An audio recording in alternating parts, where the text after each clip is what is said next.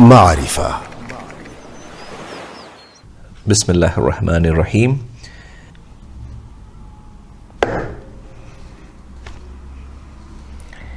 Today, let us discuss about Sukuk.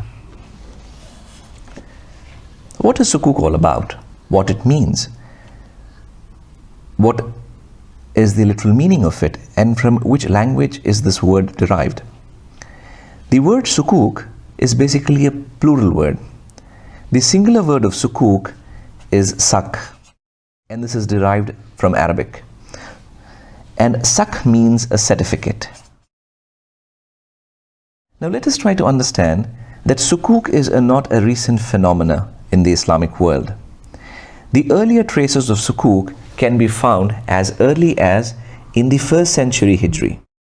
So in the 1st century Hijri, what is Hijri? Hijri is basically an Islamic calendar which starts from the day Prophet Muhammad has migrated from Mecca to Medina. So from then on, this calendar starts. So even in the 1st century Hijri, we can find references to Sukuk. Then going forward, there are very clear references to the word Sukuk in the book written by Imam Malik in his book Muwatta. We all know the prominence of Imam Malik, how prominent a scholar he was, and he has very clear references to Sukuk in his book Muwatta. Then in the 7th century Hijri, under the Umayyad dynasty, we can find that the government used to issue Sukuk to soldiers and public servants. And this Sukuk were called as Sukuk al-Badal. Basically, these were commodity coupons. So what we are saying is that the Sukuk, when it was issued to soldiers and public servants, these soldiers and public servants who had been given the Sukuk al-Badal had the opportunity either to redeem on maturity date against a fixed amount of food commodity or sell to others before the maturity date. So what we can understand from the historical background of Sukuk is that Sukuk is not a recent phenomena. It is as old as Islam itself. So to conclude, what we can understand is that the Sukuk is not a recent phenomena. The historical evidence of Sukuk can be found in the Islamic history as early as in the 1st century. Then we can find it in the book written by the prominent scholar Imam Malik. In the 7th century Hijri, the Umayyad dynasty were in fact actually issuing Sukuk to their soldiers and public servants. So Sukuk is a very recognized concept in Islamic history. Now let us continue our discussion on Sukuk. Now it is important to understand that of course we have discussed the historical references to Sukuk. But in the modern revival or in the modern resurgence of Sukuk, there are certain institutions which have played a very important role. And the first amongst them is Islamic Fiqh Academy.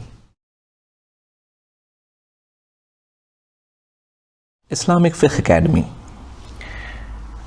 Basically, this is an organization which comprises of prominent scholars from across different countries who discuss issues related to Islamic law and pass resolutions. And one important resolution which was passed by Islamic Fiqh Academy, and the number of the resolution was resolution number 33/4. In this resolution, the Islamic Fiqh Academy had discussed about Sukuk. And the concept of Sukuk was adopted, and this was precisely in February 1988. So what we understand is that when such an important body had recognized the concept and defined what a Sukuk is all about, then it became an acceptable instrument across the industry. Now let us discuss about IOFI, Accounting and Auditing Organization of Islamic Financial Institutions. IOFI, which is a very prominent body, had provided a definition for Sukuk. And according to IOFI, Sukuk are certificates of equal value representing undivided share in the ownership of tangible assets, usufruct or services. So what it means is that these are certificates which are backed either by tangible assets or by usufruct or by services. And going forward, we will understand what exactly we mean by tangible, by usufruct, okay, what we mean by services. But here, what precisely I wanted to explain to you was that when these two important bodies had recognized the concept of sukuk and had defined sukuk, it became very helpful for the industry to develop structures based on these definitions, and at the same time get acceptability from the Sharia scholars. Let us now discuss about sukuk categories. Broadly, sukuk can be categorized into two. One is the asset-based sukuk and the other is the debt-based sukuk. What do we mean by an asset-based sukuk is that in an asset-based sukuk, the underlying asset of the sukuk is present during the whole term of the sukuk. An easy example of this would be an ijara sukuk, meaning to say as ijara meaning lease. So in an ijara sukuk, if the SPV has purchased certain real estate from the proceeds obtained from the investors and then leased it to the obligor, so until the term of the sukuk is finished, the asset would be in existence in the structure. What do we mean by a debt-based sukuk is that, for example, in a murabaha sukuk, if the SPV has purchased certain commodities and then sold that asset to the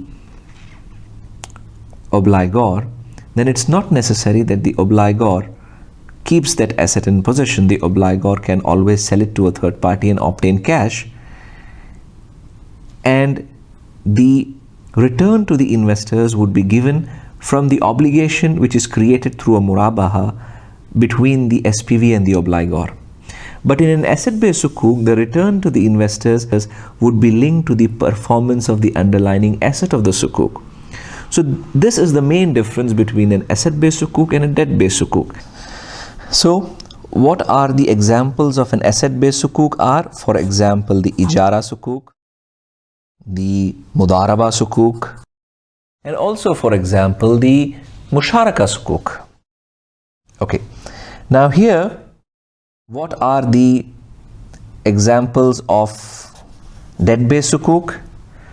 For example, we have murabaha sukuk, we have salam sukuk, we have istisna sukuk,